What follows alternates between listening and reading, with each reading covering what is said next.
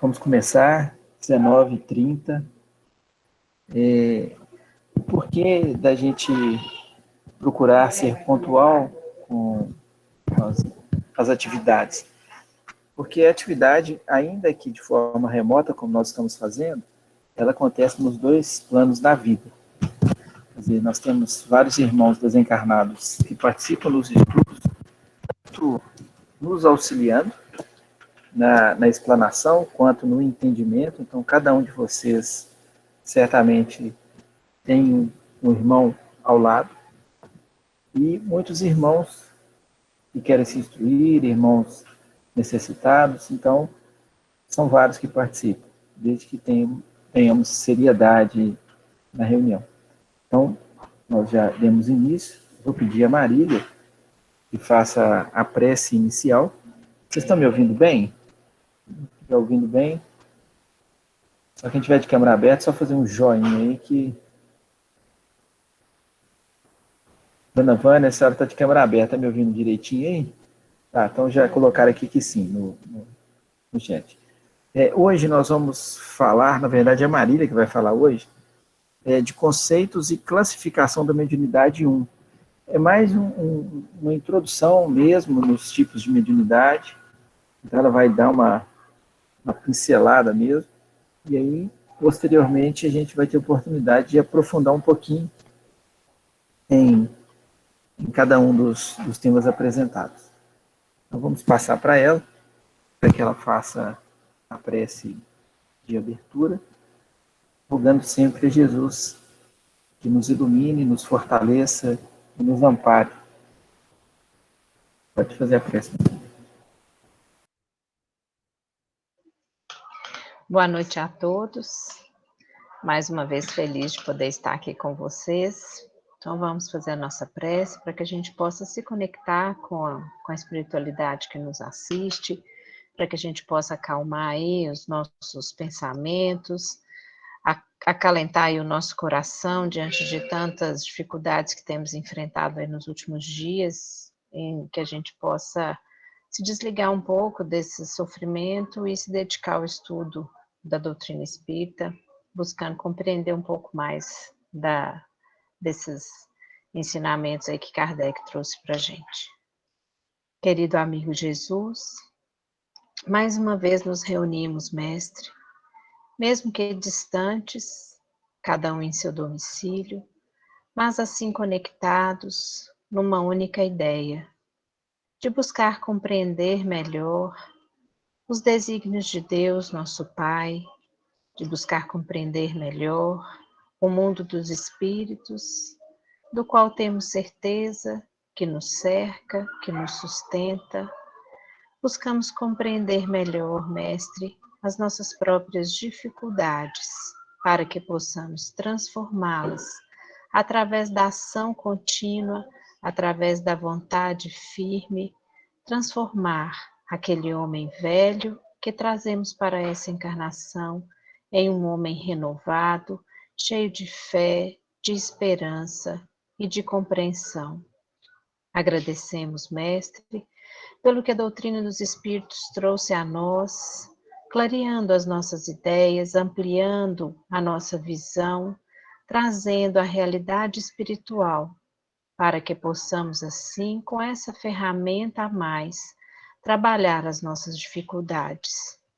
Pedimos que o Senhor abençoe este momento em que estaremos estudando, abençoe a cada um dos participantes em seus lares, abençoe os seus mentores espirituais, aqueles que os cercam, seus familiares, para que possamos, assim, elevar a nossa vibração, direcionar o nosso pensamento ao alto, agradecendo a oportunidade de aprendizado, para que possamos contribuir, mestre, com essa construção que tanto desejamos, que é de um planeta melhor, mais humano, mais fraterno, uma terra regenerada para cada um de nós, com mais alegrias. Que assim seja. Bom, boa noite para o pessoal que chegou aí agora, enquanto a gente estava fazendo a prece. Vou colocar então a apresentação Vocês fiquem à vontade para poder interromper, para poder colocar algum questionamento no chat. Como o Fernando disse, essa é uma aula como se fosse uma apresentação mesmo, em relação à classificação da mediunidade.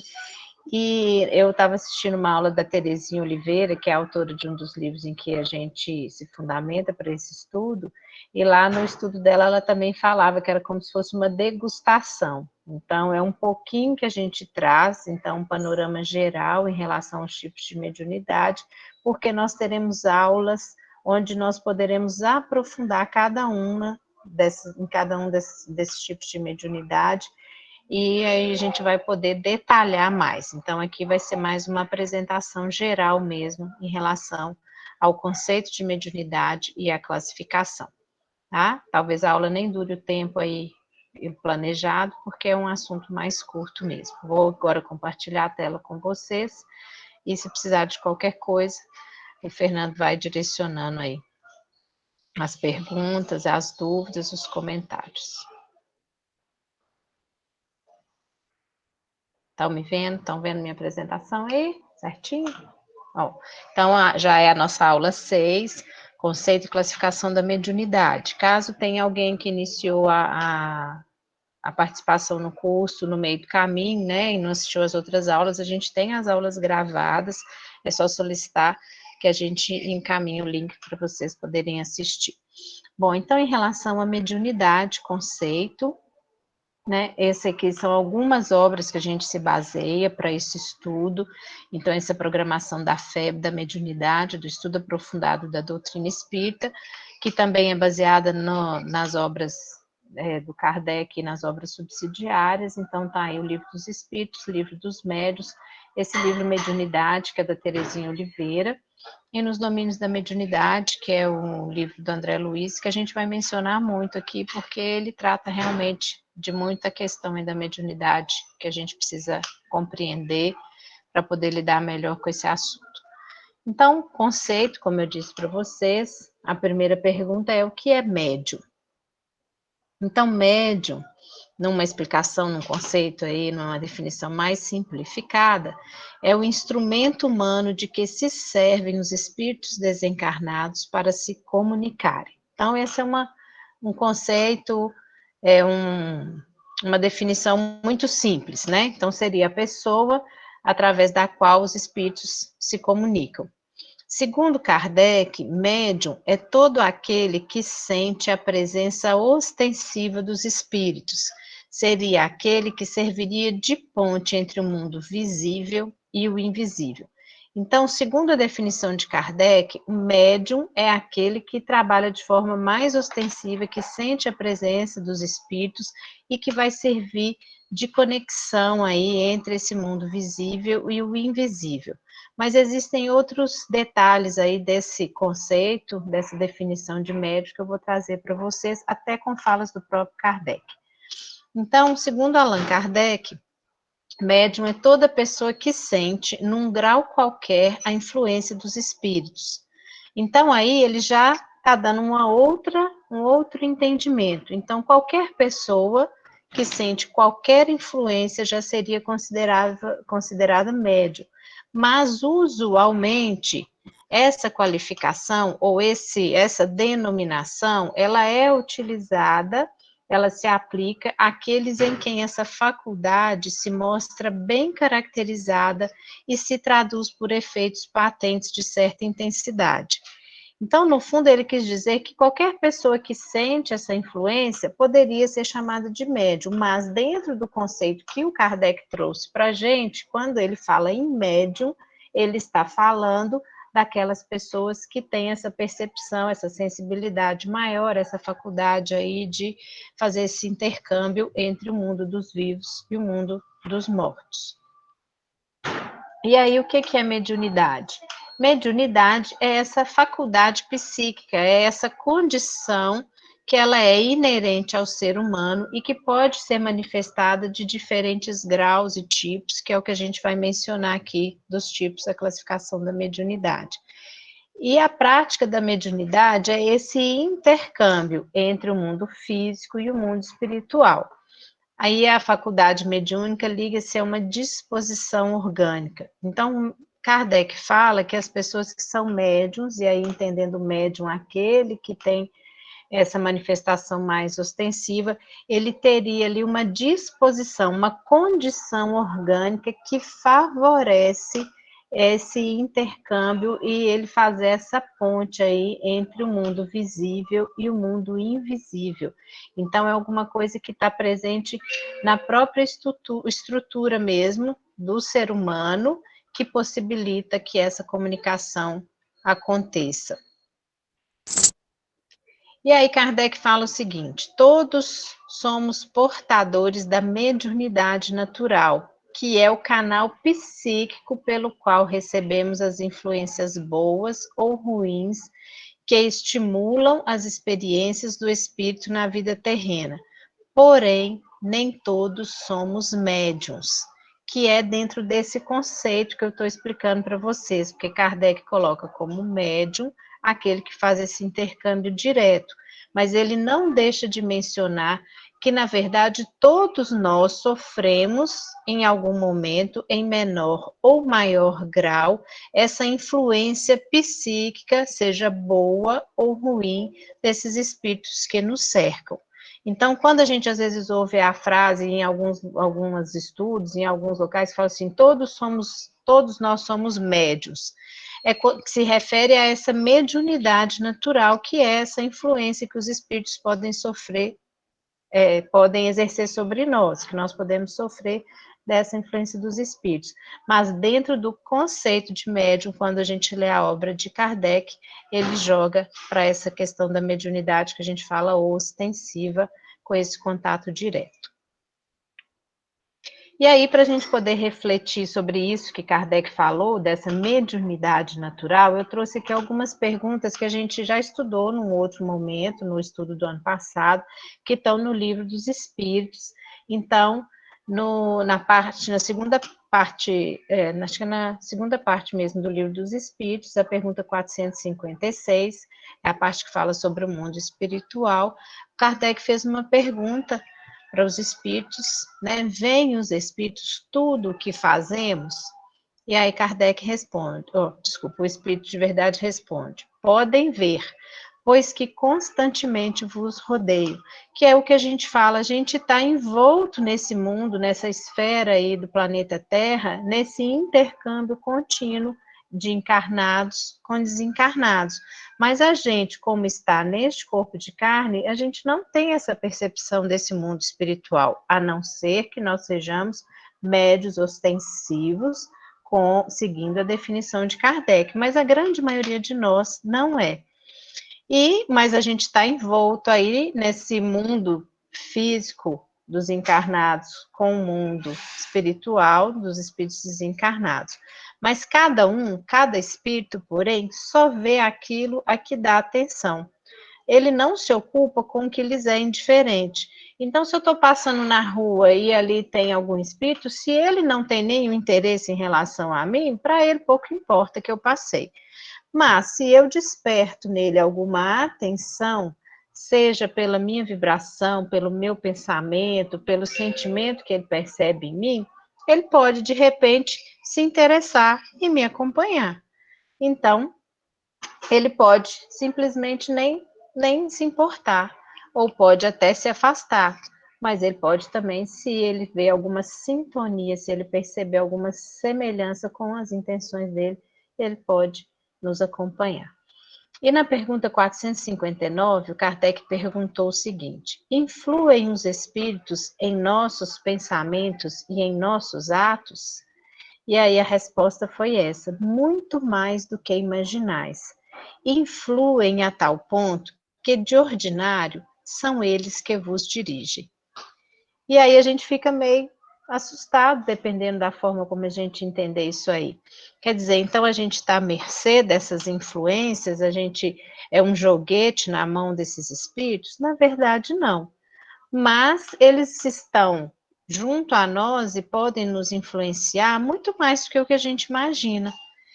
Então, muitas vezes, como eu disse, eu posso estar andando pela rua e, pelo meu pensamento ou pela minha vibração, eu posso chamar a atenção de um espírito que está passando por ali e ele pode, de repente, resolver me acompanhar e, muitas vezes, incentivar aquela ideia que eu estou em mente. Por exemplo, eu estou com raiva de uma pessoa e eu desejo mal para aquela pessoa. Muitas vezes aquele espírito nem me conhece, nem conhece a outra pessoa, mas se ele se interessou por aquele sentimento, aquela vibração ali negativa que eu estou trazendo naquele momento através do meu pensamento, ele percebe aquela vibração e ele pode de repente sentir uma sintonia comigo e resolver me acompanhar e ver por que eu estou com tanta raiva e muitas vezes até tomar as minhas dores como dores dele e passar a ter raiva também daquela pessoa que ele também nem conhecia.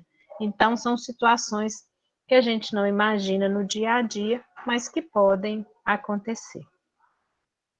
E aí, continuando aí no Livro dos Espíritos, como distinguirmos se um pensamento sugerido procede de um espírito bom ou de um espírito mau? Então, partindo da ideia que a gente está falando da pergunta anterior, né, que muitas vezes eles podem interferir a tal ponto que a gente pode seguir até as ideias que o espírito joga na nossa mente, como que eu vou saber se é uma coisa boa ou se é uma coisa ruim? E aí, o que os espíritos responderam a Kardec foi isso: estudai o caso. Os espíritos bons só para o bem aconselham, compete-vos discernir. E aqui está o livre-arbítrio. Então, a gente não está à mercê desses espíritos. A gente tem espíritos bons que nos assistem, a gente tem os nossos mentores, os nossos protetores, que estão sempre também ali por perto para nos auxiliar. Mas se eu, caminhando pela rua, estou emitindo uma vibração negativa, eu estou com pensamentos que são ruins, e um espírito se aproxima de mim e vai me aconselhar para aquele tipo de sentimento, eu estou permitindo que ele se aproxime, eu estou mantendo aquele padrão vibratório. Eu posso dar guarida para aquele tipo de ideia. Então, se eu quero saber qual que é a influência que eu estou recebendo, fala assim, nossa gente, mas que ideia é essa? Que ideia maluca que eu tive? Que pensamento errado, equivocado foi esse? Basta eu analisar dentro do meu senso crítico e vou saber se aquela ideia está me dirigindo para o bem ou para o mal.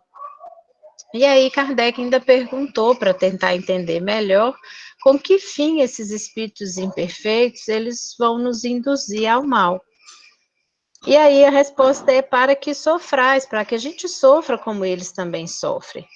E aí o Kardec ainda perguntou se eles faziam isso, porque causando sofrimento em nós, eles vão sofrer menos? Aí ele fala que não, eles vão continuar sofrendo.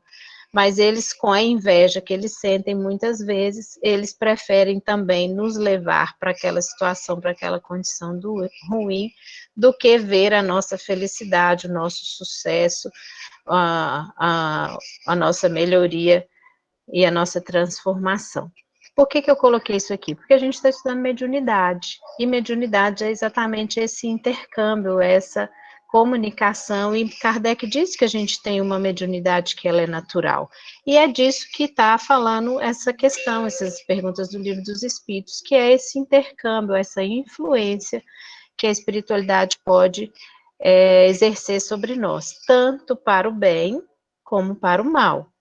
Basta que a gente, igual quando a gente sintoniza no rádio, a gente escolhe qual que é o tipo de música que a gente quer ouvir, se eu vou escutar uma música que me acalma, que me tranquiliza, ou se eu vou escutar uma música que é pesada, que me deixa mais para baixo, ou que isso vai me deixar mais agitado ou mais nervoso, sintonia é isso, é a gente escolher com quem que a gente vai se conectar, com qual perfil de espírito a gente vai exercer aí essa comunicação.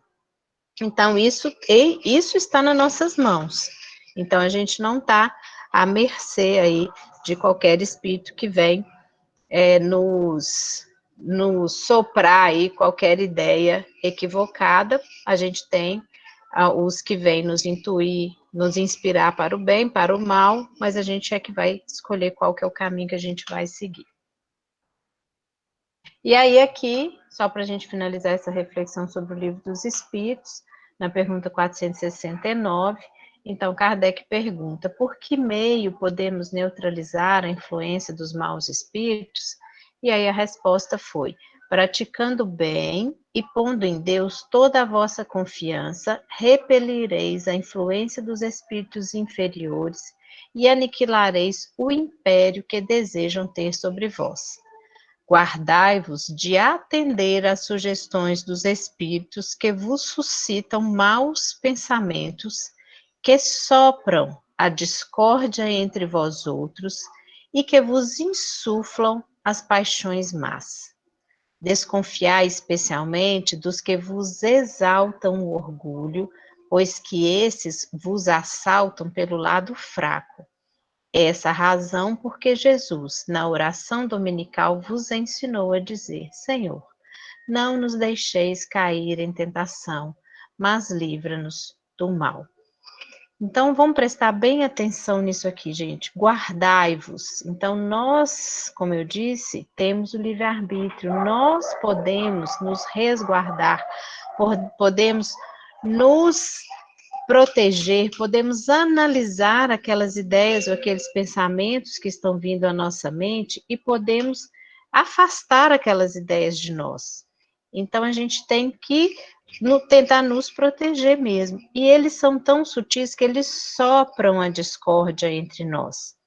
É como quando a gente está em família, e em família é muito comum a gente ver isso, que é o famoso lavar a roupa suja, e aí tá tudo bem, e aí vem alguém e joga um comentário ali que parece que jogou ali lenha na fogueira.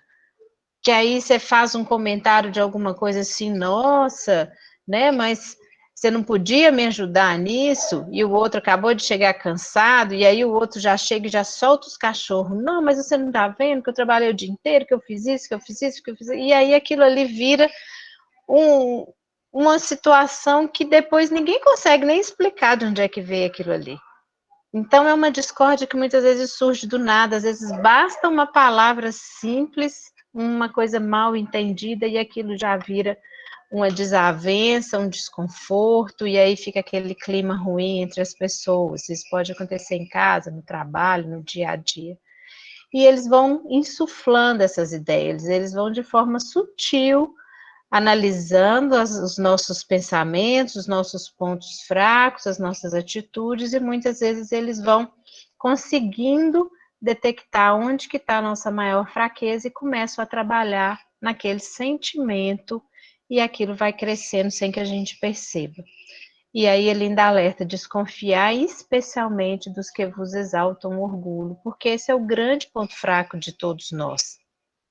Da gente não poder ter o orgulho ferido, da gente não poder se sentir injustiçado, da gente não sentir que o outro pode mais do que a gente, tá numa posição melhor. Então é esse o nosso orgulho, da gente não perdoar, da gente não pedir desculpa, porque o outro não podia fazer aquilo comigo, e aí é nesse ponto fraco que eles vêm, aí eles vêm soprar no ouvido da gente, isso mesmo, quem que ele está pensando que ele é, como é que ele podia falar isso com você desse jeito, né? Como é que podia tratar você assim? E aquilo vai crescendo o sentimento que a gente tem e a gente, sem perceber, vai dando margem para que essa influência aí seja ruim. E é um trabalho contínuo, diário, da gente perceber as nossas fraquezas, de perceber essas circunstâncias em que a gente cai como armadilhas mesmo e tentar reverter, muitas vezes, aquela situação que a gente criou, sempre confiando, como ele diz aí, colocar em Deus a nossa confiança e sempre buscar o exemplo de Jesus. E, dando sequência, então, nessa pergunta 462, ainda, né, eu achei que era a última, essa aqui que é a última do Livro dos Espíritos, a pergunta que foi feita por Kardec é sempre de si mesmos que os homens inteligentes e de gênio tiram suas ideias? Então, eu coloquei aí esse título, Intuição e Inspiração, porque é um conceito que a gente tem que ter dentro da doutrina espírita, dentro da mediunidade, a diferença entre intuição e inspiração. Então, é sempre de si mesmo que o homem tira suas ideias. Aí ele fala que sim, que algumas vezes elas vêm do seu próprio espírito. Então, algumas ideias vêm da nossa memória, daquilo que a gente já vivenciou, de coisas que a gente traz na nossa mente, no nosso espírito. Então, essas coisas são chamadas de intuição. Intuição é algo que eu já vivi, algo que eu já sei, e que aquilo ali eu vou utilizar aquele conhecimento. E inspiração é quando outras vezes essas ideias são sugeridas por espíritos que julgam que são capazes de, que a gente é capaz de compreender e que seja digno de transmitir. Então, quando a gente não acha dentro da nossa intuição, muitas vezes, essas ideias, a gente apela para a inspiração. Então, a gente quer resolver um problema e eu não estou conseguindo a saída, aí eu vou pedir ajuda, que é o que ele fala aqui. Fazem assim, sem o suspeitarem, uma verdadeira evocação.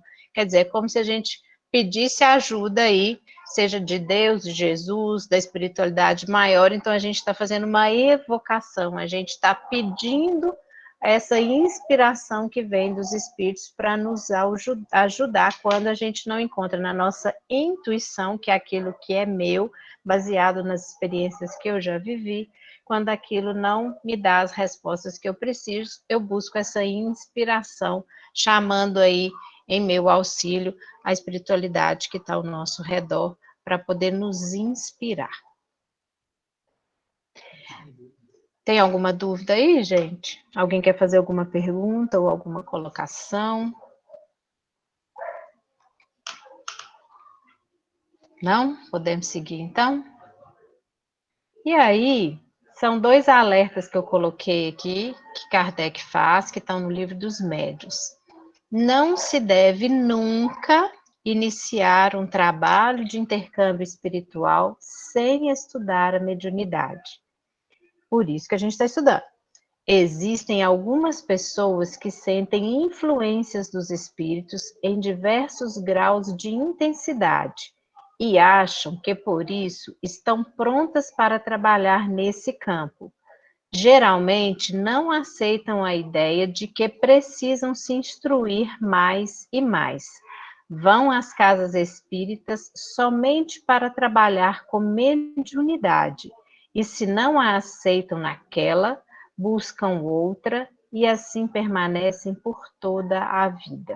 E aí eu vou fazer uma pergunta para vocês.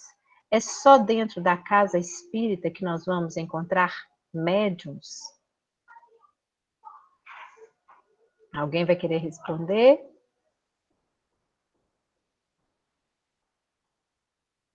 A gente ouve aí muitas vezes na mídia, né?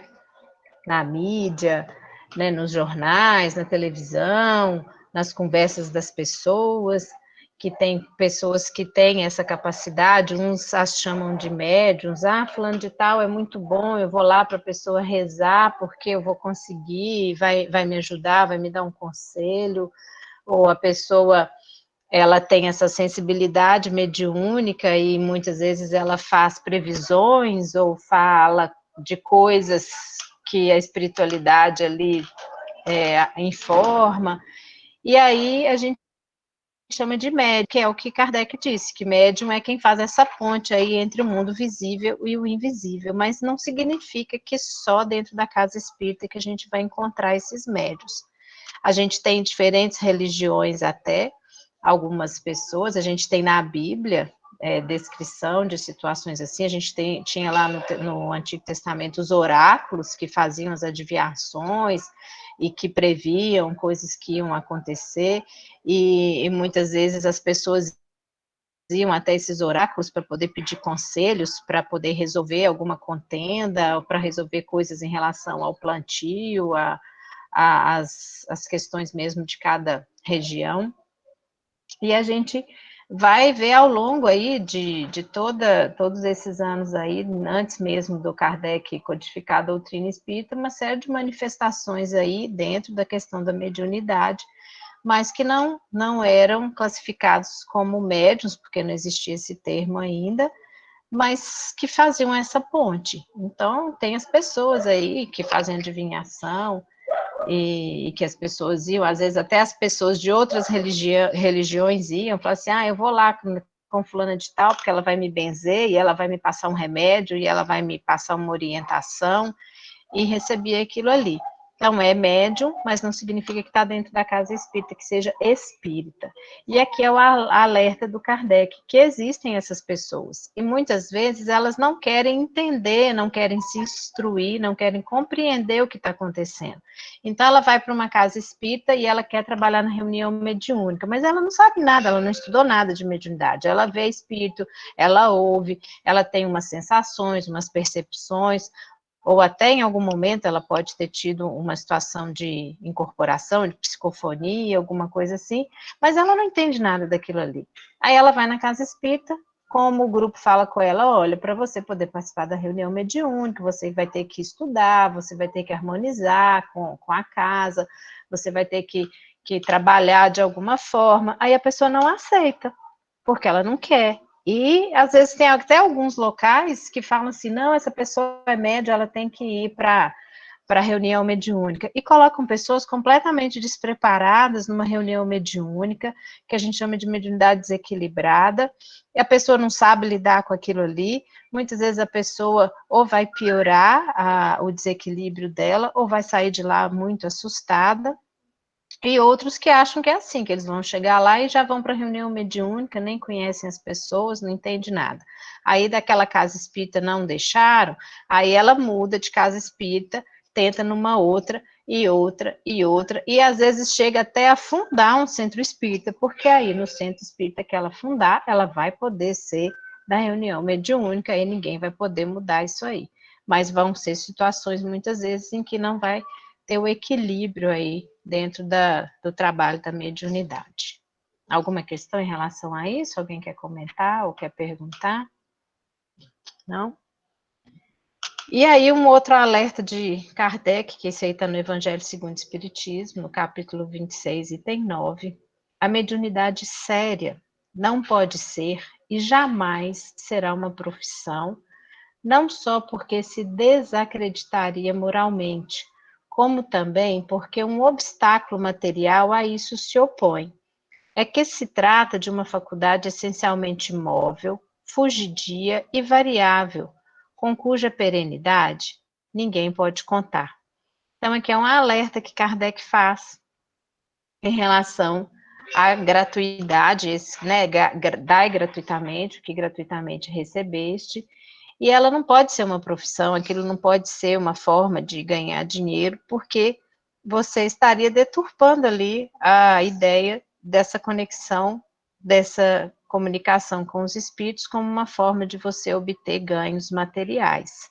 Seja material dinheiro, seja material de outras formas, né? Material, bens, mas que não o dinheiro, ou influência, ou poder, o que for.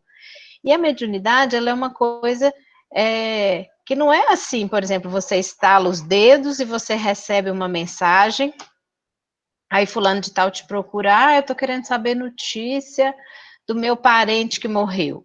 Aí você sentado lá, você fecha o olho, concentra, fulano de tal tá nessa situação. Aí saiu aquela pessoa, entra outra. Eu quero fazer um negócio, eu tô vindo aqui para saber do espírito se esse meu negócio vai dar certo ou não.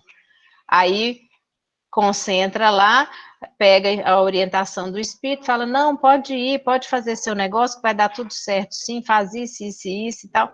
Não é assim que funciona, não é esse tipo de orientação e não é para isso que a mediunidade se presta. Então, a pessoa que vê naquele intercâmbio, naquela manifestação da mediunidade, uma forma de ganho, seja material, dinheiro ou de outra influência, ou poder e tudo, a pessoa está deturpando o uso daquela faculdade e muitas vezes vai cair aí em situações delicadas, porque vai chegar uma hora que ela vai ter que inventar uma história, que é o que a gente chama de mistificação, ela vai ter que estar pronta para dar todos os conselhos e todas as respostas o tempo inteiro, mas não é assim que a espiritualidade funciona, do jeito que a gente quer. E o Chico já falava, muitas vezes as pessoas procuravam o Chico querendo saber essas notícias, e ele falava, olha, o telefone toca é de lá para cá. Então, que ele não tinha como mandar lá uma solicitação e ser atendido imediatamente. Ele recebia aquelas comunicações, recebia aquelas cartas, mas não era ele que determinava quem que ia se manifestar. Ele era só um veículo ali para que aquelas mensagens chegassem às pessoas. Então, é de lá para cá, e usar a mediunidade para ganhos secundários. Isso aí é extremamente perigoso e complicado para a pessoa futuramente. Então, agora podemos seguir para a classificação da mediunidade? Pode. Eu não consigo fechar, deixa eu ver.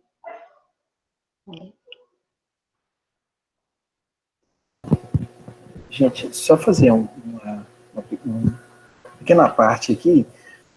A Marília fez uma distinção inicialmente, dizendo que todos nós, em maior ou menor grau, temos mediunidade, quer dizer, essa facilidade de estabelecer contato com o plano espiritual.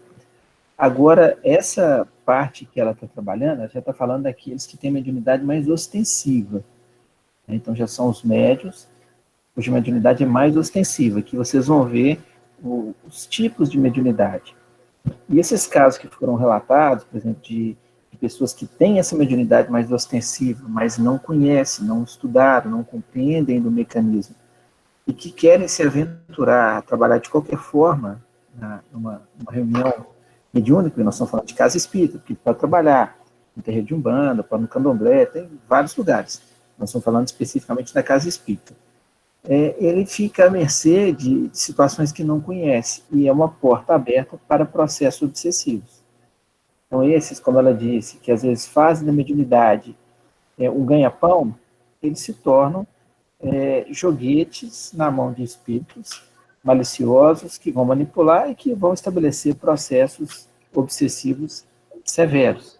Né? Então, é só para fazer essa distinção, porque às vezes a gente acha que é mediunidade como um todo. Não, todos nós temos esse grau de mediunidade, mas ela fala especificamente daquela mediunidade mais ostensiva.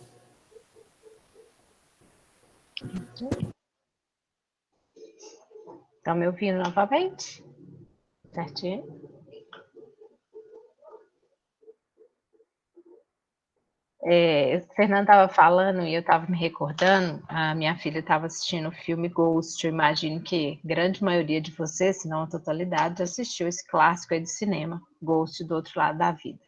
E lá tem a médium, né? E aí eu estava lembrando hoje que tem uma cena do filme em que o espírito do Patrick Swayze chega para poder conversar com ela, e ela estava atendendo uma pessoa, né? Então ela toda com aquele estilo lá, com umas roupas diferentes, aí a sala lá toda cheia de apetrechos, e aí ela estava sentada atendendo uma senhora, e aí ela pede para as pessoas saírem, aí ela fala assim, não, é para todos vocês saírem, e aí a gente acha que todo mundo que estava lá era encarnado, e aí um sai pelas paredes, assim, vão saindo, e aí a gente vê, né, às vezes tem gente que assistiu há muito tempo, não lembra, se rever a cena, e então de encarnado lá tinha acho que só a mulher que ela estava atendendo, em volta dela tinha um tanto de espírito sentado esperando ali para poder se manifestar, e ele vai até ela porque ele queria que ela transmitisse aí o recado para a esposa, que ele pudesse se aproximar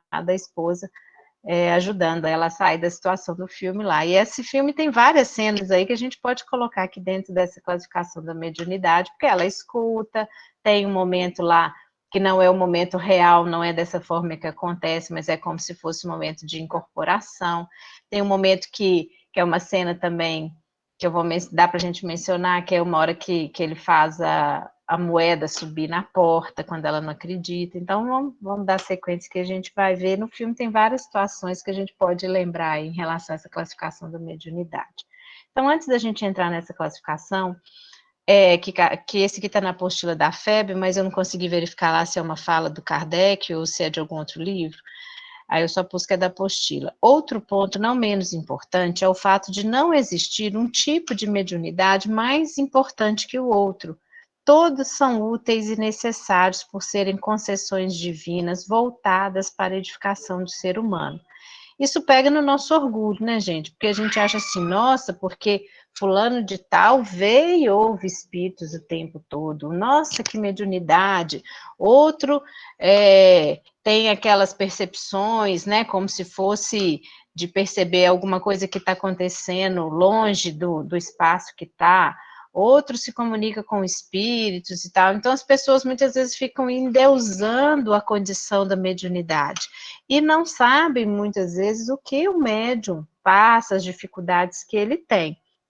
Então, quando a gente vê a história do Chico, das dificuldades que ele passou, principalmente na infância, então, quem não leu o livro ou não assistiu o filme, leia e vai ver lá as dificuldades que o Chico vivenciou quando ele falava que ele via e que ele conversava com espíritos. Quem não viu o filme ou não leu a história do Divaldo, também vai encontrar lá todas as dificuldades que ele vivenciou, vivendo esse mundo aí duplo de encarnados e desencarnados. Ivone do Amaral Pereira, ela conta, tem 2 livros em que ela fala sobre as vivências dela da mediunidade, fala sobre a infância dela, as dificuldades que ela tinha, os problemas de saúde que ela teve. Então, assim, a gente fica, de certa forma, supervalorizando uma pessoa como se aquela condição de mediunidade fosse algo que desse a ela um destaque maior. É uma oportunidade de trabalho. E dentro da mediunidade, dessa mediunidade ostensiva, não tem uma que é melhor ou mais importante que a outra. É claro que, por exemplo, a mediunidade de Chico, Chico lia pensamento, Chico conseguia exalar um perfume que ninguém sabia de onde é que vinha, não ser dele mesmo. Chico conseguia psicografar, via, conversava, ele tinha esse intercâmbio, mas isso fruto da condição espiritual dele. A Ivone do Amaral Pereira, quando a gente lê os livros dela, a gente vê que aquilo é fruto do compromisso que ela acumulou ao longo de existências aí de erros, e ela veio com aquela condição para poder trabalhar dentro da doutrina espírita, auxiliando, alertando, escrevendo livros, principalmente com foco no suicídio, para poder alertar as pessoas em relação aos problemas enfrentados pelos suicidas. Então, a gente tem que parar de ter essa ideia, assim, que o mais importante dentro da casa espírita é a reunião mediúnica. Não é, gente. O mais importante dentro da casa espírita é o evangelho, é a transformação de cada um. E não é só a reunião mediúnica que faz isso. Primeiro somos nós que fazemos essa transformação, não é a casa espírita. Então não adianta eu ficar assistindo reunião, eu indo a palestras, eu lendo livros maravilhosos, se eu não me proponho a fazer essa transformação íntima, a modificar os erros, a buscar ser melhor a cada dia, e é um dia depois do outro, não é uma coisa que a gente consegue de uma forma mágica, é a gente lutando com a gente mesmo, é a principal luta que a gente tem. E para aqueles que são médiums, a gente tem uma curiosidade muito grande, não, fulano de tal veio, ouve espírito, nossa, eu vou ficar perto dele, quem sabe ele vai me falar alguma coisa, ele vai me dar alguma dica, não é assim que as coisas funcionam, e não tem uma mediunidade, uma condição melhor do que outra, não. Todas são oportunidades de trabalho para aqueles que vieram com essa condição dessa mediunidade mais ostensiva. Então, dentro da classificação, propriamente dita, ela é feita de acordo com os efeitos que a manifestação dos espíritos vão produzir. Então, a gente tem os efeitos físicos, que também podem ser chamados materiais ou objetivos. Então, efeitos físicos, a ação dos espíritos produz efeitos na matéria, fenômenos que sensibilizam diretamente os órgãos dos sentidos dos observadores. Então, é um fenômeno que é perceptível a todos. Então, quando você tem um efeito físico, uma manifestação dos espíritos através de um efeito físico, a gente não precisa ser o médium na definição do Kardec, não. São aqueles fenômenos que qualquer pessoa, em qualquer condição, em qualquer local, ela vai perceber que alguma coisa aconteceu pela ação dos espíritos.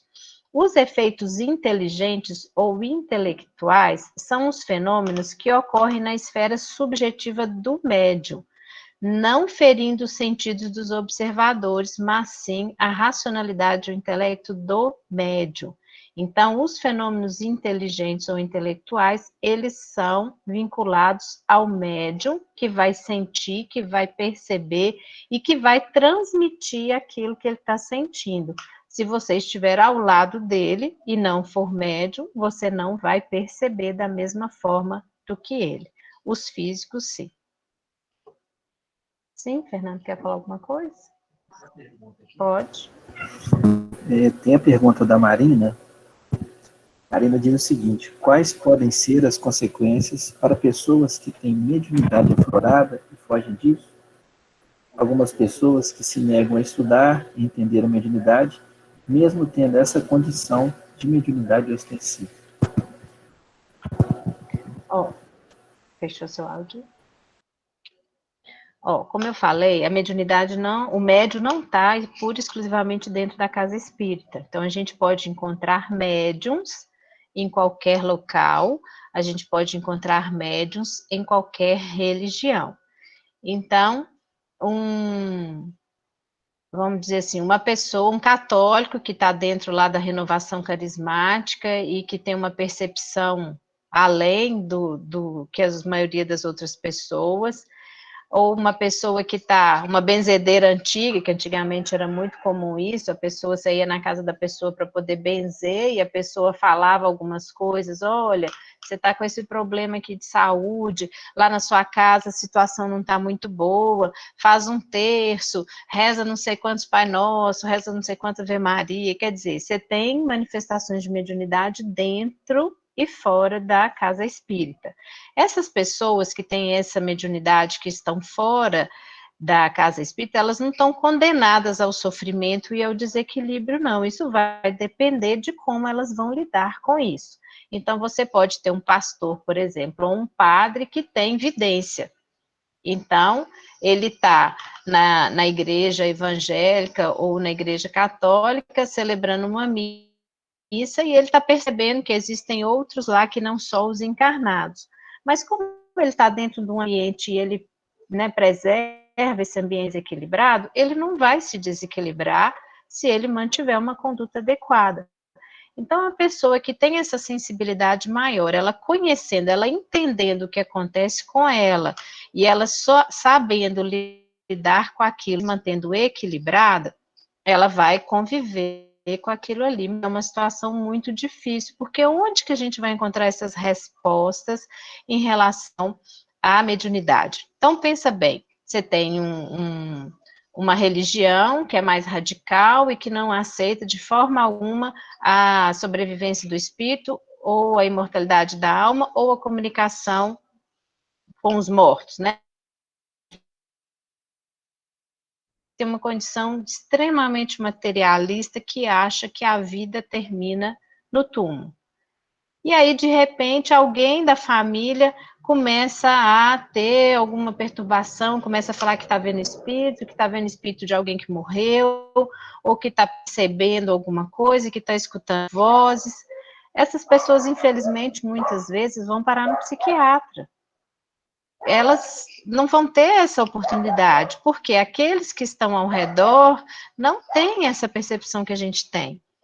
Então, se a pessoa está fora do ambiente, né, dessa crença na imortalidade da alma, na possibilidade dessa comunicação, ela vai achar que ela está louca, que ela está num surto, que ela está perturbada.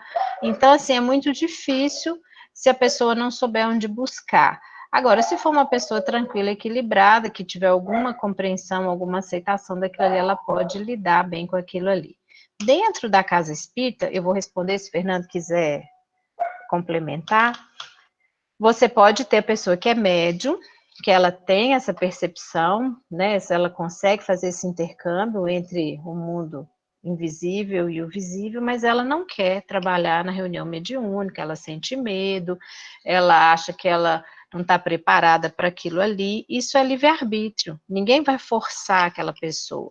Mas quando a gente vem com essa percepção, a gente assumiu, de certa forma, aquela condição de que viria com essa sensibilidade, com essa possibilidade de trabalhar dentro da doutrina.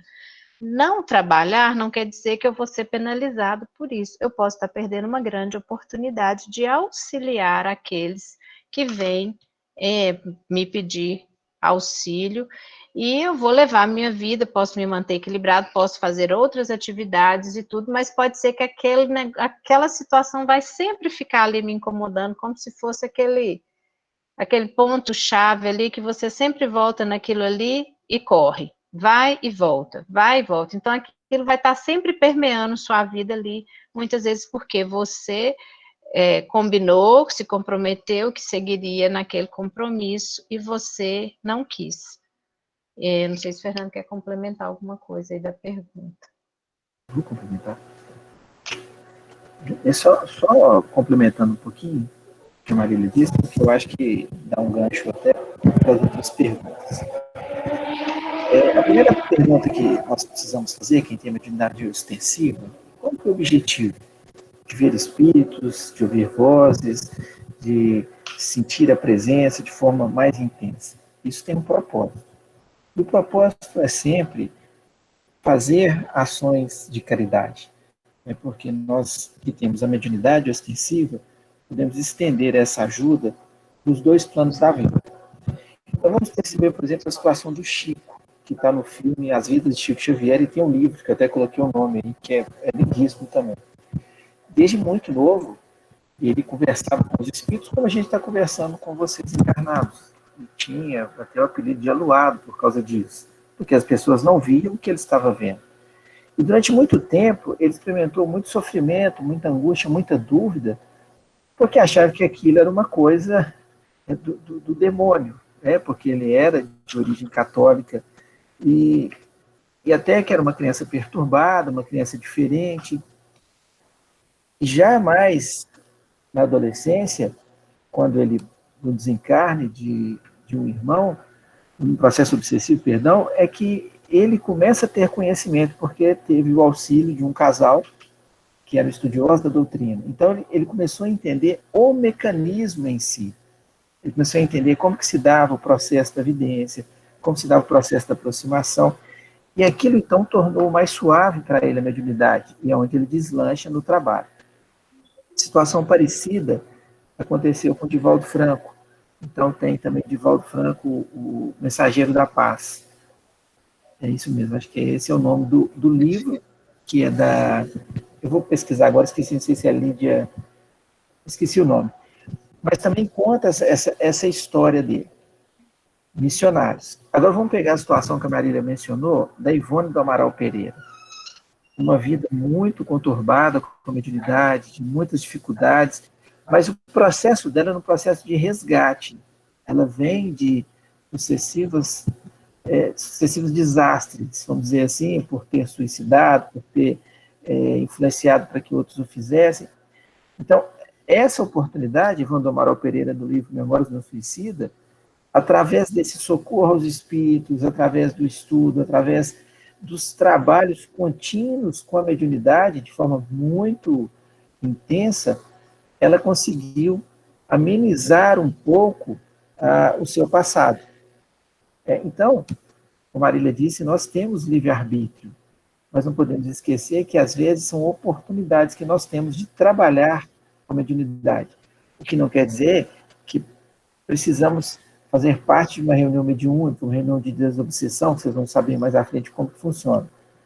Mas a gente pode trabalhar no passe, no atendimento fraterno, pode fazer as palestras, pode acolher, pode trabalhar na evangelização, na mocidade. Então, tem várias formas de trabalhar, de lapidar-nos e de auxiliar o outro nesse processo de lapidação. Eu não sei se nós esticamos muito, Marina, mas o que a gente não pode fazer é enterrar o talento. Porque se a gente enterrar o talento, é uma oportunidade que a gente perde. Aí nós vamos devolver o talento sem fazer nada com ele. E isso não vai ser bom. Pelo menos é o que Jesus relata lá na parábola dos talentos.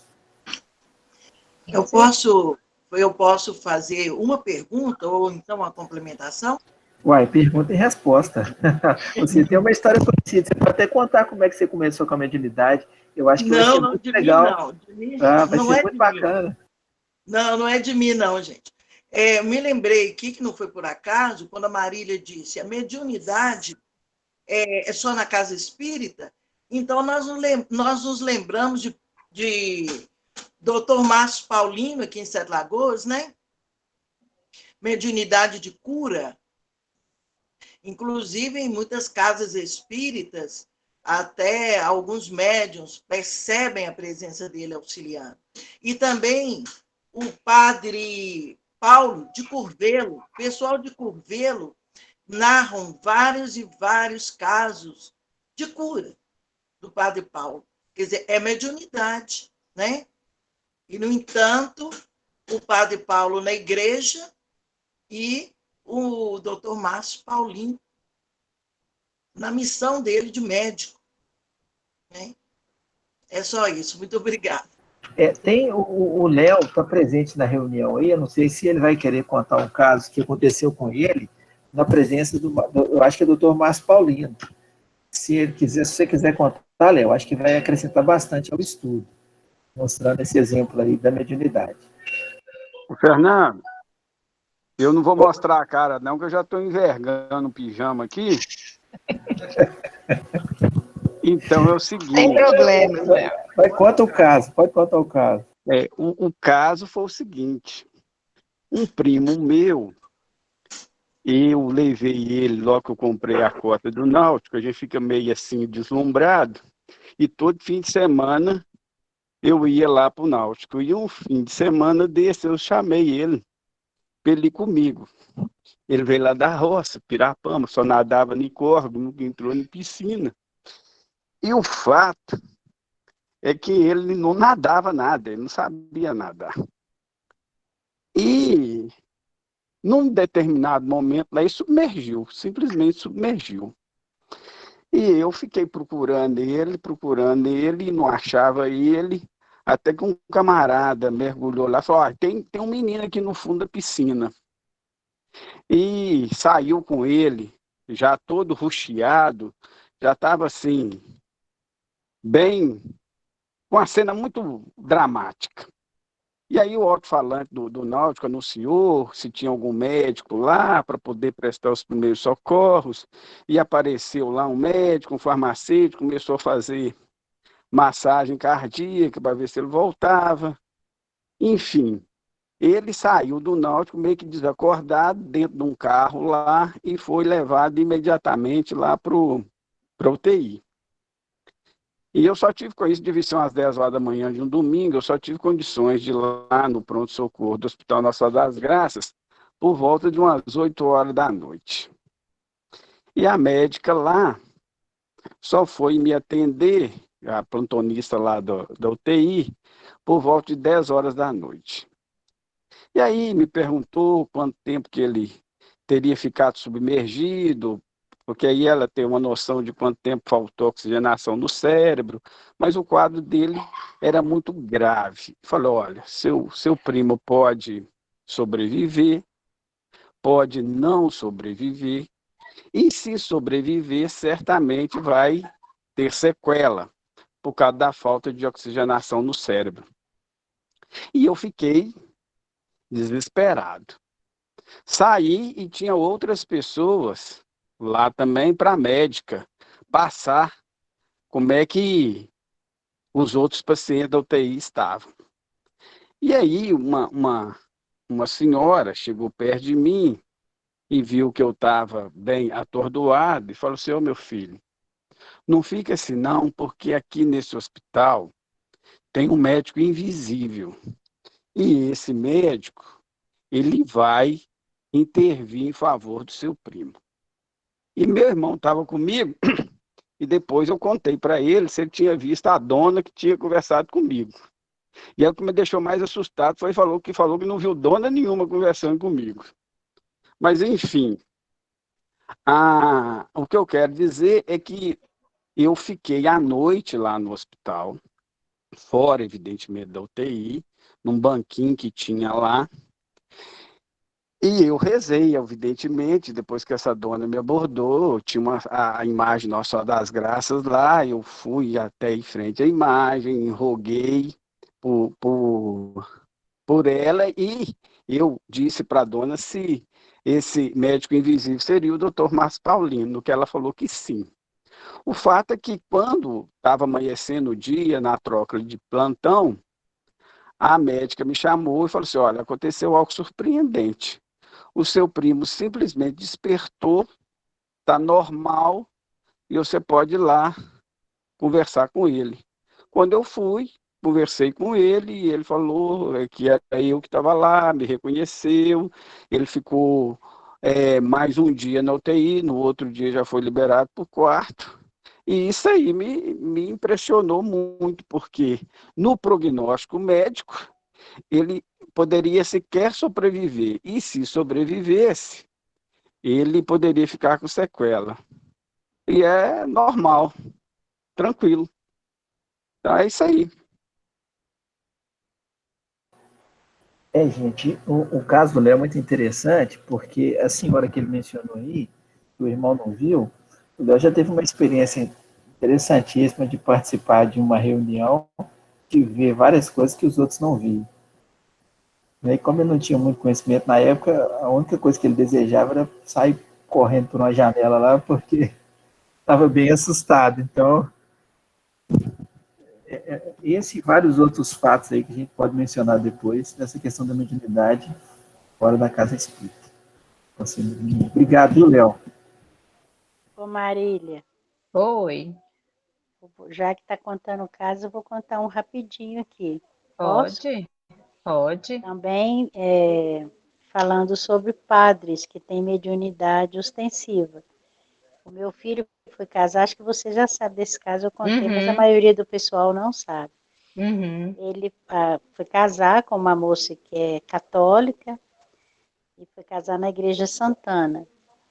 E não, eles fizeram o curso de casamento lá, mas não perguntaram a questão de religião. E aí, no dia do casamento, quando nós fomos assinar os papéis lá, eu e Figueiredo, o padre virou para a gente e falou assim: vocês são espíritas? Aí nós falamos só, eu falei, não, vai acabar o casamento do meu filho agora, né? Mas eu falei, nós somos espíritas, sim. Aí ele virou e falou assim, você sabe por que eu estou perguntando? E isso assim, as outras pessoas lá, os outros padrinhos lá, assinando os papéis, enquanto isso a gente conversando com ele. Ele falou, não, porque eu vi um senhor aqui que acompanhou a noiva. Aí eu falei assim, como que é o senhor, padre? E ele falou as características direitinho do pai da Silvinha, da minha nora, né? Aí eu virei para ele e falei, nossa, padre, assim, sabe, de impulso, eu falei, nossa, padre, então o senhor tem mediunidade ostensiva. E mediunidade, e assim, que bom, padre. Aí eu virei para ele e falei assim, se bem que a mediunidade independe de religião, né? O senhor é padre, é católico, independe de religião. Aí eu falei, mas como que o senhor sabe que é o pai? Ele falou que quando ela entrou, que no meio da igreja, aquela igreja de Santana não, a igreja de Santa Luzia, não é Santana não, me desculpe. Ele é muito grande.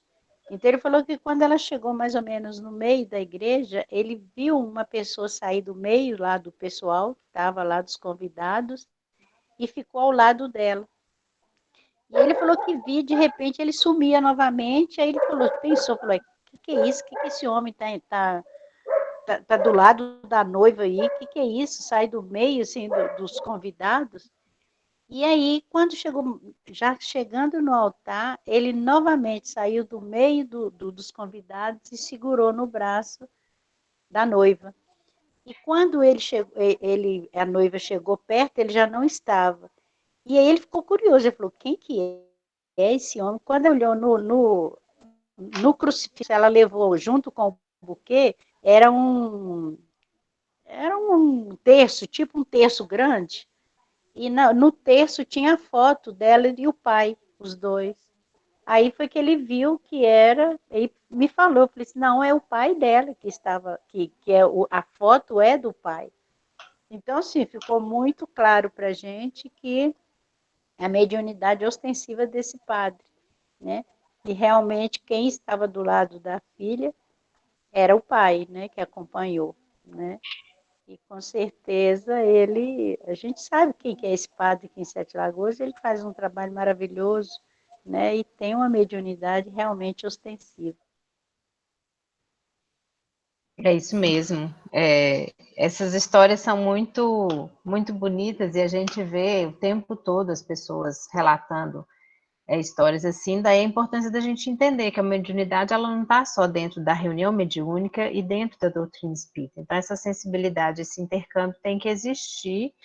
E daí a questão que a gente estava falando, por exemplo, se está fora da casa espírita é mais complicado, porque muitas vezes a pessoa pode ir num médico, num psiquiatra, num psicólogo, e a pessoa vai enfiar a cara em remédio e nunca vai ficar boa, porque como é que você vai corrigir uma condição que ela nasceu com ela, que é como se fosse uma predisposição aí, uma condição, como diz Kardec, orgânica para esse intercâmbio. Essas questões que a gente está mencionando são esses, voltando aí na classificação da mediunidade, são esses fenômenos inteligentes ou intelectuais, quer dizer, são fenômenos que não estão visíveis para todos, então é na esfera só mesmo do médium, diferente dos outros. Eu vou passar aqui agora a classificação, eu coloquei umas fotos para a gente poder ir mais rápido, e se a gente tiver espaço no final para outras histórias, a gente abre o microfone aí e vai para a contação de casos, que eu sei que caso todo mundo tem um para contar. Então, dentro da classificação da mediunidade de efeitos físicos, era uma mediunidade muito comum na época de Kardec, é uma categoria grande de fenômenos que podem acontecer espontaneamente, sem a vontade do médium ou com a colaboração consciente do médium. Vou mostrar para vocês. Os médiuns de efeitos físicos, eles são fornecedores naturais de ectoplasma. Na aula passada, aula retrasada, desculpa, quando a gente falou de perispírito, de duplo etérico, de ectoplasma. Ectoplasma é a substância que desprende do médium, que é fornecida através do fluido vital do médium, pelo duplo etérico, e que vai ser utilizada pelos espíritos para poder fazer esses fenômenos físicos. É também chamada por Kardec como força nervosa. Então, é esse desprendimento dessa energia, ou desse fluido vital do médium, que é derivado do fluido cósmico universal, e que os espíritos vão manipular e vão utilizar para a produção dos fenômenos. Gente, são as casas mal assombradas, são os fenômenos aí que a gente conhece e outros variados, eu vou mostrar para vocês. Então, o ectoplasma, isso aqui é uma descrição do livro Nos Domínios da Mediunidade, do André Luiz, onde ele vai falar de uma manifestação. Então, ele está explicando aqui, ó, o veículo físico do médium começou a expelir o ectoplasma, qual pasta flexível, à maneira de uma geleia viscosa e semilíquida, expelida através de todos os poros e com mais abundância pelos orifícios naturais, particularmente da boca, das narinas e dos ouvidos, com elevada percentagem a exteriorizar-se igualmente do tórax e das extremidades dos dedos. Então, esse aqui é um trechinho do livro do André Luiz, ele está descrevendo uma reunião mediúnica, onde o médium fornece esse ectoplasma que vai ser utilizado. A espiritualidade utiliza ou para os fenômenos físicos, quando ela quer algum tipo de manifestação física, ou muitas vezes ela utiliza dessa energia, desse fluido que ela retira da matéria, do médium, e leva muitas vezes para o plano espiritual, para tratamento de espíritos desencarnados que precisam ainda de parte dessa energia do organismo, porque é uma energia mais animalizada, porque ela se desprende do nosso corpo. Então, muitas vezes ela é manipulada e utilizada pela espiritualidade em tratamentos de saúde no plano espiritual também.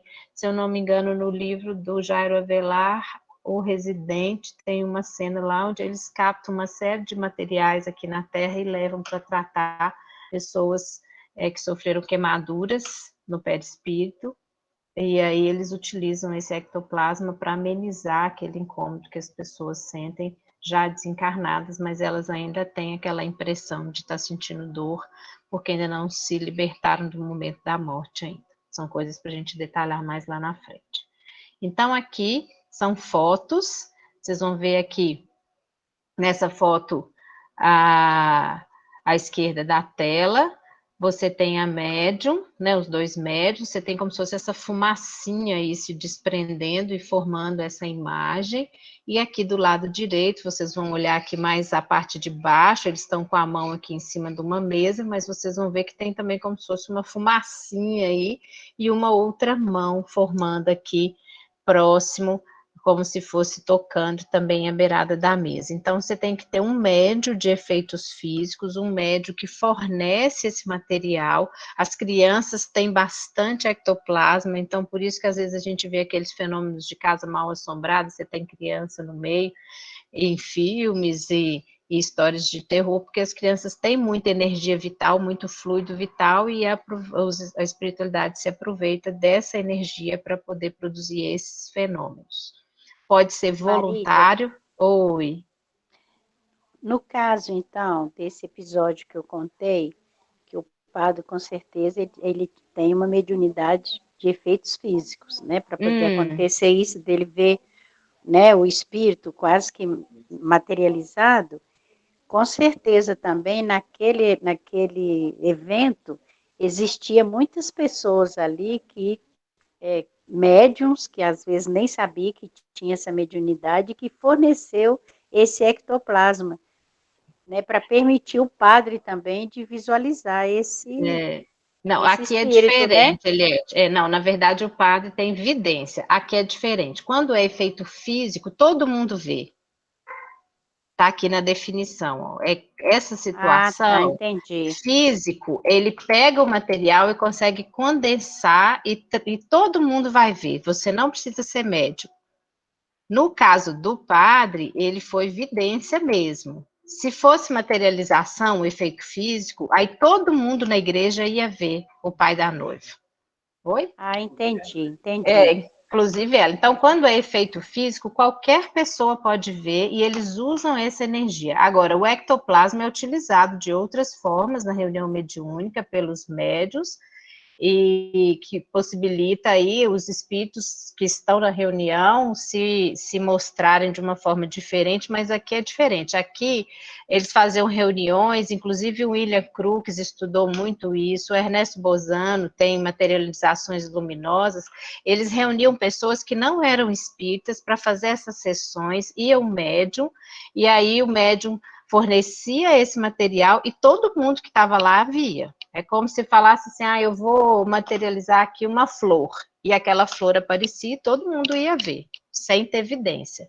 Aí a diferença é essa, que são os fenômenos físicos, são visíveis, as manifestações são vistas por todo mundo. Lá foi evidência mesmo. Ah, Ok? obrigada, Marília, foi muito bem Nada. explicada, viu, querida? Então tá, nós vamos ver mais coisa aí que parece filme de terror isso aqui, tá? Aqui, gente, efeito físico, primeira classificação sonoro. Aqui é uma foto antiga do fenômeno de mesas girantes. Através desse fenômeno, que era uma brincadeira de salão, onde as pessoas se reuniam para se divertir, elas não entendiam o que estava por trás desses fenômenos, então elas tocavam a mesa subia, a mesa descia, a mesa batia para um lado, batia para o outro. Então, são efeitos físicos, todas as pessoas lá estavam fornecendo ectoplasma, não significa que eram médiums, mas elas estavam fornecendo material para que os espíritos pudessem movimentar isso aí. Podem ser barulhos, estrondos, pode ser uma música, então de repente é uma música que a cidade inteira escutou. Nós vamos falar de voz direta aqui, acontecer isso lá em Sacramento. Então, na Fazenda Santa Maria, que é perto de Sacramento, também acontecia isso. As vozes lá, todas as pessoas escutavam. Então, eram fenômenos físicos produzidos pelos espíritos através do deslocamento de ar ou aproveitando aí esse material que é o ectoplasma. E aqui não tinha nada, não tinha fio nenhum segurando a mesa. Outro fenômeno físico, então, que é logo do início lá das manifestações espíritas, irmãs Fox, nos Estados Unidos, onde elas começaram a se comunicar através de pancadas com um espírito que se manifestava na casa onde elas moravam. Então, casa mal assombrada, que a gente fala, né? Começava a ter batida e tal, elas não entendiam, de repente uma delas resolveu se comunicar com aquele espírito e falando assim, ela ia fazer uma pergunta, ela falou assim, se for sim, você dê uma batida, se for não, você dê 2 batidas. E aí elas começaram a perguntar e viram que o espírito respondia que sim ou que não. E aí elas criaram o que é chamado de tipologia, que é você definir, criar um primeiro alfabeto aí de comunicação com os espíritos, que eram, vamos supor, vou colocar aqui, uma batida é letra A, 2 batidas é letra B, 3 batidas é letra C, e aí criaram um alfabeto para que se comunicassem com os espíritos. Isso está lá no surgimento da doutrina espírita, isso aí antes de Kardec mesmo despertar o interesse para essas mensagens dos espíritos. E aí, desses fenômenos, então, surgiu essa tipologia, ou linguagem das pancadas, e a sematologia, que é a linguagem de sinais, que é você combinar lá, se for, né, se for um determinado sinal, é sim, é não, uma letra, e a tipologia, ela pode ser basculante, que é só essa de batida de sim e não, ou pode ser alfabética, que aí você cria um código para poder ter todas as letras do alfabeto. Tudo manifestação física, sem precisar, muitas vezes, até do médium querer. Então, essas casas aí, aconteciam isso aí, sem elas desejarem. Aqui tem, essa aqui, apesar de ter o toque, né, a gente tem filmes de terror aí, tem até um filme sobre essa tábua Ouija, que aí muitas vezes movimentava sozinha, sem a pessoa estar encostando. E teve uma brincadeira recente, isso aqui é uma manchete de jornal, desculpa, eu esqueci de colocar qual que era, crianças param em hospital após brincar de jogo que evoca espíritos em Manaus. Esse jogo é semelhante àquela brincadeira do copo, antiga, que eu acredito que alguns de vocês já devem ter feito, que a gente punha a mão no copo para o copo mexer, e essa brincadeira é com essas canetas aí você combina, faz perguntas e a caneta mexe se sim ou se não, e essas crianças começaram a passar mal. E aí eles tentaram achar uma explicação lá do porquê delas passarem mal, com vômitos e uma série de alterações lá, depois de fazerem essa brincadeira. Então, você tem a atuação de espíritos, muitas vezes, que aproveitam ali dessa situação e se divertem com quem está brincando aí com essas questões da espiritualidade. E o Kardec já chama atenção aqui para a questão desses ruídos de pancadas, pequenos deslocamentos de objeto, que são manifestações simples, mas que devem ser averiguados com cuidado, principalmente no caso de que a gente deve estar atento a alguma ilusão, já que você tem uma porção de causas naturais que pode produzir. Então, se você está numa casa muito antiga, que tem assoalho de madeira, que tem sótão e tudo, e de repente você escuta barulhos ali, você tem que verificar se não é realmente a madeira que está antiga, que está chiando, que está estralando, ou se tem algum rato morando lá no seu sótão. A televisão do meu quarto estrala todo dia, quando a gente desliga, se eu achar que é espírito que está estralando lá, querendo comunicar com a gente, aí daqui a pouco nós estamos fazendo sessão mediúnica aqui em casa. Então, você tem que tentar perceber que tem certas questões que são simples, mas que a gente tem que ter o senso crítico de não achar que tudo o que acontece é fenômeno mediúnico. Aí a gente tem esses fenômenos luminosos, também existem fenômenos luminosos que têm explicações científicas e tem fenômenos luminosos que não têm. Isso aqui também é uma matéria de jornal. Então, você tem centelhas, clarões, luzes. Quando eu era criança, adolescente, ia para a roça com meus pais e tinha uma história lá das primas dele, que tinha uma luz que aparecia de vez em quando no meio do cerrado, e que aí as pessoas acompanhavam essa luz, quer dizer, não era uma luz simples que aparecia e sumia, a luz andava e as pessoas podiam acompanhar essa luz, ninguém sabia essa luz de onde é que vinha e para onde é que ia. Esse fenômeno foi avistado lá no Rio Grande do Sul, em Santa Catarina, e o cara filmou o que estava acontecendo, que eram esses fachos de luz, e um cara que estuda fenômenos aí UFO, né, que são os extraterrestres, falou que os vídeos são verídicos, que não são imagens criadas, mas que eles não sabem se é verdade, né, o que foi que aconteceu, não acharam explicação, e tem fenômenos luminosos que são meteorológicos, que são questões aí de deslocamento de ar, de nuvem, igual você tem lá a aurora boreal, você não vai achar que a aurora boreal é um fenômeno luminoso mediúnico aí produzido por espírito, porque tem a ver com a questão dos polos. Então, você tem que saber ter discernimento em relação a esses fenômenos.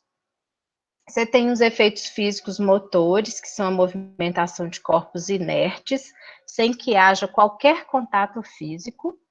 Então, você pode ter um aparelho que começa a funcionar, um copo que mexe sozinho, um ponteiro que mexe, uma coisa assim, e aí você tem a divisão entre levitação e transporte. Então, você tem os objetos que podem ser suspensos no ar ou que podem ser transportados de um cômodo a outro. Então, tem espíritos que fazem isso. Então, a chave estava aqui, de repente a chave estava no outro quarto.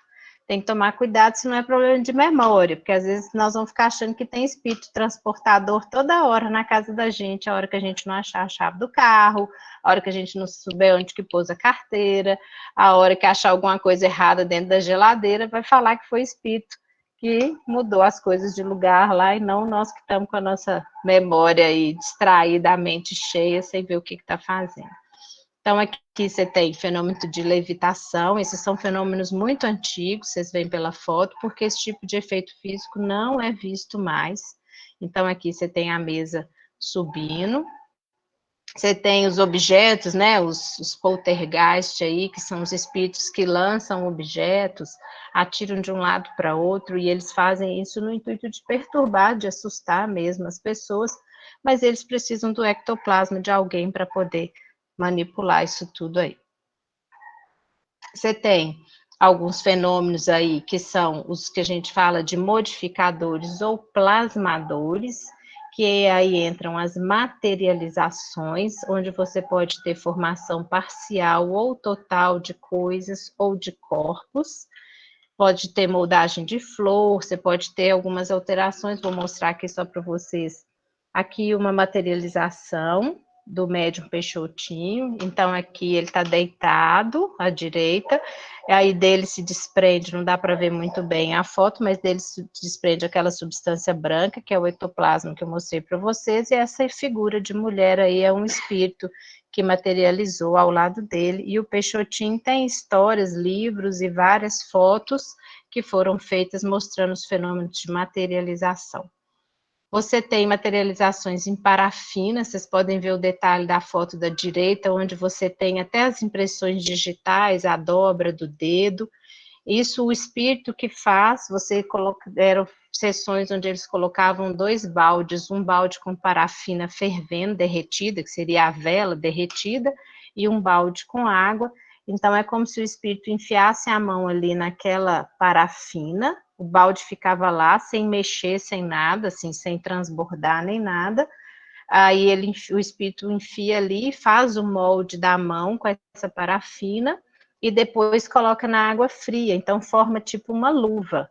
E aí, se você pega essa luva, que era formada pela mão do espírito, e colocasse gesso, aí você ia ter essa mão que está aí à direita, com todos os detalhes de impressão digital, de dobra do dedo, de todas essas marcas aí. Então, isso eram sessões que eram feitas lá no século XIX, isso não é feito mais, mas são manifestações que o espírito faz sem ter essa comunicação com o médium. Aqui você tem uma materialização, inclusive, em que esse médico aí, doutor Gulli, não sei como é que fala, examinou esse espírito materializado, então eram sessões de experimentação, não eram espíritas que faziam isso, eram estudiosos mesmo, que tinham curiosidade e faziam essas sessões para tentar entender o que acontecia. E aí você tem mais fenômenos diretos, que é a pneumatofonia, que é a voz direta, a pneumatografia, que é a escrita direta sem o auxílio de um médium, e você tem as curas, que é a alteração benéfica do corpo, produzida pela intervenção de espírito, sem que haja um médium ali naquele momento. A voz direta, em Sacramento, na história do Eurípides Barçanufo, tem relatos de que ele fazia palestra no centro e a voz dele era escutada né, as pessoas escutavam na cidade inteira o que ele estava falando. E tem também na história da Fazenda Santa Maria, que é próxima a Sacramento, relatos disso também, onde haviam sons e vozes que todas as pessoas lá ouviam, não precisava ser médium. Escrita direta tem aqui uma foto, que aí é uma escrita direta, então o texto é escrito sem que haja um médium para poder intermediar esse escrito aí. Ficou o papel e o lápis e o escrito apareceu. O médio doa o ectoplasma, mas ele não pega o lápis para escrever, igual na psicografia. E aí a gente tem a mediunidade de efeitos inteligentes, que são as que a gente conhece mais. Então, todas as que eu citei, gente, são os fenômenos físicos, e eles são muito, as mediunidades, os efeitos físicos são muito raros de acontecer nos dias de hoje. Eles surgiram para poder impressionar as pessoas da época e chamar a atenção para a manifestação dos espíritos. E aqui os efeitos inteligentes são as questões que a gente vivencia hoje. Então, a gente tem a vidência, que é quando o médium vê, mas ele vê o espírito através do seu campo fluídico, mas as outras pessoas não vão ver. A audição, então o médium escuta, mas só ele que está escutando aquilo ali. A psicofonia, que é quando o espírito fala por meio do médium, e a psicografia é quando o espírito escreve. Então, aqui um exemplo de vidência e de audição, que é a aparição de Fátima, onde os 3 irmãos viam Nossa Senhora de Fátima e escutaram as mensagens que ela transmitiu, fora da doutrina espírita, por isso que eu quis colocar isso aqui. E aí você tem a psicografia, e ela tem essa divisão, nós vamos estudar essas divisões da psicografia. Então ela pode ser intuitiva, que é o espírito mandando a mensagem para o cérebro do médium, o médium vai escrever. A semimecânica, onde o médium sente a mão mexendo, mas ele tem consciência daquilo que ele escreve.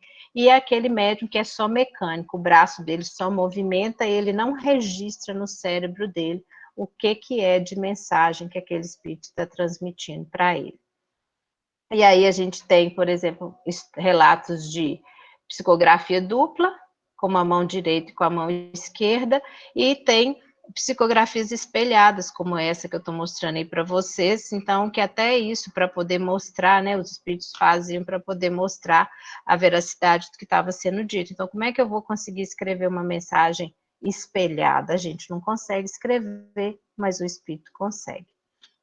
Aqui é como era antes, na época de Kardec, onde as pessoas tocavam, você tinha uma prancheta ou uma cesta que ia conduzindo o lápis, e depois que passou para a psicografia direto com o lápis ou a caneta. Aqui, Chico Xavier psicografando, e a psicofonia, também da mesma forma pode ser consciente, quando o médium registra o pensamento do espírito, pode ser semiconsciente, quando ele percebe o pensamento do espírito e fala, ou pode ser completamente inconsciente. Então, o médium não está percebendo o que o espírito está comunicando. Vocês vão ver na imagem aí que o médium está um pouco afastado, o espírito, o perispírito do médium está um pouco afastado, e ao lado dele está o espírito comunicante atuando através do seu órgão da fala, sem que o médium registre aquilo que está sendo dito pelo espírito que está se manifestando.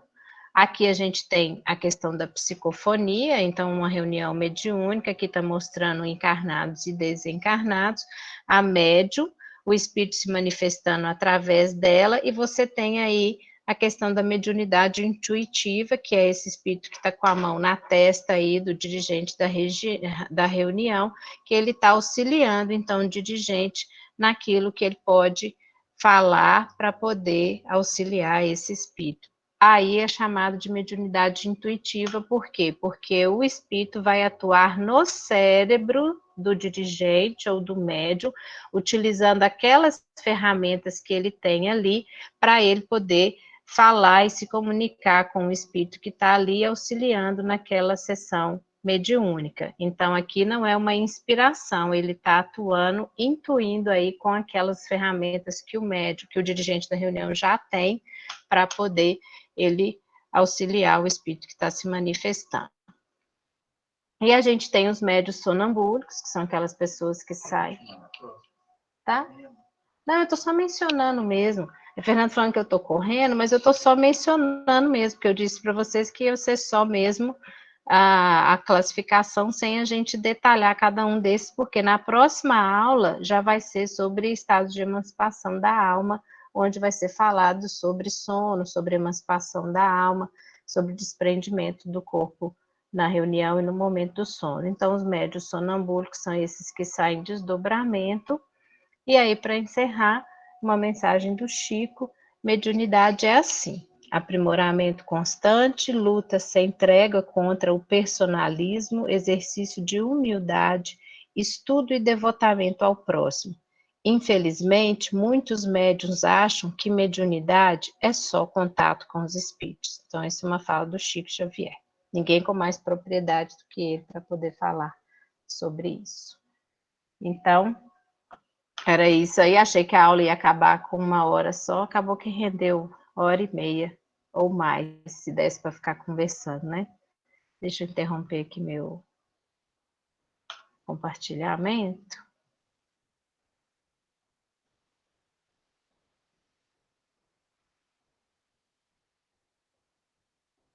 Prontinho. Eu perguntei para ela que agora, se ela, falei que você está correndo, quer continuar na próxima aula, porque mesmo passando rápido, assim, para quem está vendo pela primeira vez, fica meio vago, né? Mas nós vamos voltar nisso em mais detalhes. Eu acabei anotando alguns pontos aqui que eu acho que vale a pena aproveitar para poder explicar, né? De efeitos físicos, que às vezes a gente acha que o espírito faz aquilo a bel prazer. Não é, está tudo dentro de uma programação. A gente só passa por aquilo que realmente precisa. E eles só vão atuar se tiver permissão da espiritualidade superior. Então, nós temos o livre-arbítrio, mas o nosso livre-arbítrio, de certa forma, ele é cerceado. Ele não pode fazer aquilo que vai nos comprometer. Mas isso a gente vai falando depois. E se tiver alguma dúvida, nós ainda temos... Nós não temos, nós já passamos do horário, mas não pode desligar a máquina com dúvida, né? Não é voltar para casa, não, porque vocês estão em casa. Mas eu passei assim porque vai ter uma aula de cada um desses temas aí, desse tipo de mediunidade, dessas manifestações de efeito físico, psicofonia, psicografia. Então, nós vamos falar de cada uma delas, viu, gente? Por isso que eu fui só passando, mostrando as fotos, sem detalhar nada sobre o mecanismo aí da mediunidade. Dúvidas? Então, nós podemos encerrar. Semana que vem, nós vamos falar Fenômenos de Emancipação da Alma 1.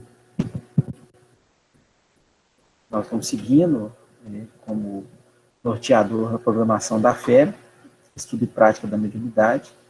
Então, se vocês quiserem dar uma olhada, alguma coisa assim, se quiserem anotar as dúvidas, às vezes não perguntar agora e colocar no grupo depois, a gente, dentro da nossa condição, tenta responder. E eu vou colocar no grupo lá a foto dos livros que foram mencionados. Do Chico, que é muito bacana, do Divaldo. E para quem quer aprofundar um pouquinho mais nesse início aí dos estudos de materialização, tem umas obras clássicas, Mesas Gigantes, de Zeus Van Tuyl, tem do William Crookes, que é um cientista renomado, Fatos Espíritas. Então, aí a gente vai com as referências, se alguém quiser, tá lá. Quer fazer a prece de encerramento? Vamos fazer a prece, então, de encerramento, já que agora eu não preciso da permissão de entrada, então dá para a gente fazer a prece. Agradecendo a Jesus a oportunidade e pedindo a Ele muita luz e assistência, sobretudo para os nossos irmãos que estão passando por provas, nossos irmãos que estão sofrendo. Amado Jesus, benfeitor maior de nossas vidas, bem sabes das necessidades que cada um de nós temos. Necessidade do progresso, fim de encontrarmos a tão desejada paz da consciência. A nossa trajetória é antiga, tivemos algumas conquistas e muitos dissabores, muitas decepções. Mas o Senhor, o pastor que vela por todas as ovelhas, sempre se fez presente, direcionando-nos através de nova oportunidade. O aprendizado é necessário. E agora, mestre, nesse instante, que finalizamos mais uma reunião de estudos, queremos pedir luz e assistência para os nossos irmãos que estão sofrendo, para os nossos irmãos que desencarnaram, seja por Covid ou por qualquer outro tipo de doença ou acidente, bem como pelos entes queridos que permanecem no plano físico. Que todos sejam fortalecidos, que todos sejam amparados. Pedimos também pelos nossos dirigentes, pelos governantes, a fim de que aproveitem a oportunidade, procurando semear o amor, a caridade, a paz ao seu entorno. Amparando e assistindo aqueles que receberam a incumbência de auxiliar. Abençoe também, mestre amigo, os nossos irmãos sofredores e necessitados. Irmãos que ainda se mantêm presos no sentimento de vingança. Irmãos que ainda tentam desarticular o vosso trabalho, dificultando, dentro de suas possibilidades, a passagem do nosso planeta para o mundo de regeneração. Ajudai-os a encontrar a luz de que tanto necessitam, como tem ajudado a todos nós. Em vosso nome, Jesus, a reunião foi aberta. E agora, da mesma forma, nós a encerramos, pedindo ao Senhor que abençoe a cada um, onde estiver, e os seus familiares. Assim seja. Gente, muito obrigado pela paciência. Grande abraço para vocês. E até amanhã, na reunião pública, às 19h30. E com Deus. Boa noite. Boa noite. Foi excelente. Obrigada. Boa noite, gente. Obrigada a vocês. Boa noite. Boa noite. Aula maravilhosa. Boa noite, com Deus.